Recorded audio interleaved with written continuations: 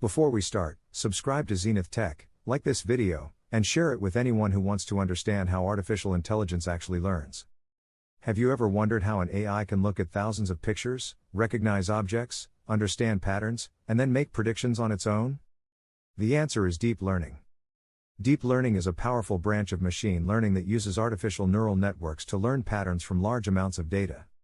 Instead of programming every rule manually, we give the AI examples and let the network learn which patterns are important. So how does this actually work?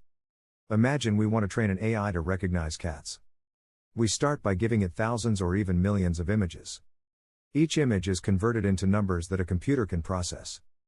These numbers become the input to the neural network. A neural network is made of layers. The first layer receives the input data. Then the information passes through multiple hidden layers before reaching the output layer.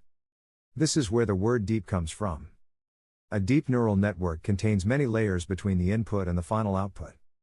Inside these layers are artificial neurons. Each neuron receives numbers from the previous layer and gives them different levels of importance using something called weights. The network also uses biases, which help adjust the neuron's output.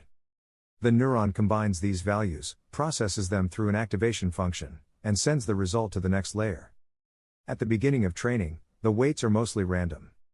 So the AI is terrible at making predictions. For example, we show the network a picture of a cat, but it might predict that the image is a dog. The important part is what happens next. The AI compares its prediction with the correct answer. The difference between the prediction and the correct answer is measured using a loss function. If the model is very wrong, the loss is high. If the prediction is close to the correct answer, the loss is low. Now the AI needs to figure out which parts of the network cause the error. This is where backpropagation comes in. Backpropagation sends information about the error backward through the network. It calculates how much each weight contributed to the mistake. Then the model can adjust those weights. But how does it know how much to change them? This is where gradient descent is used. Think of the model as trying to find the lowest point in a huge landscape where the lowest point represents the smallest possible error. Gradient descent repeatedly changes the model's weights in a direction that should reduce the error. The AI makes a prediction, calculates the error, adjusts its weights, and tries again. This process happens over and over. And when we say over and over, we mean potentially millions or billions of calculations. The training data is usually processed in smaller groups called batches. One complete pass through the training dataset is called an epoch. During many epochs, the network gradually improves its ability to recognize useful patterns. Now let's go back to our cat example. At the beginning, the network doesn't understand what a cat is. But after processing many examples, early layers may learn simple visual patterns such as edges and basic shapes. Deeper layers can combine these patterns into more complex features.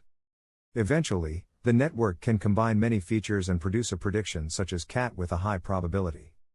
This is one of the most important ideas behind deep learning. The network can automatically learn useful representations from the data instead of requiring humans to manually define every feature. And this isn't limited to images. Deep learning is used for speech recognition, language models, recommendation systems, computer vision, translation, robotics, and many other applications. But there's an important difference between training and using an AI model. During training, the model changes its weights as it learns from data. After training, the weights are generally fixed, and the model can use what it learned to process new information. This second stage is called inference. For example, after training a cat recognition model, you can give it a completely new image. The model processes the image through its layers and produces a prediction based on the patterns it learned during training. So, in simple terms, deep learning works through a continuous cycle. Give the model data. Make a prediction. Measure the error. Send the error backward. Adjust the weights. Then repeat the process many times. The more effective the architecture, data, training process, and computing resources are, the more capable the resulting model can become. Of course, real-world deep learning systems are much more complicated than our simple cat example. Modern models can contain millions, billions, or even more parameters, and training them can require enormous datasets and powerful computing hardware. But the fundamental idea remains the same: neural networks learn by adjusting their parameters to reduce errors across many examples. So when you hear that an AI model learned something, It doesn't mean the AI thinks or learns exactly like a human. It means the model has adjusted its internal parameters during training so that it becomes better at detecting patterns and producing useful predictions.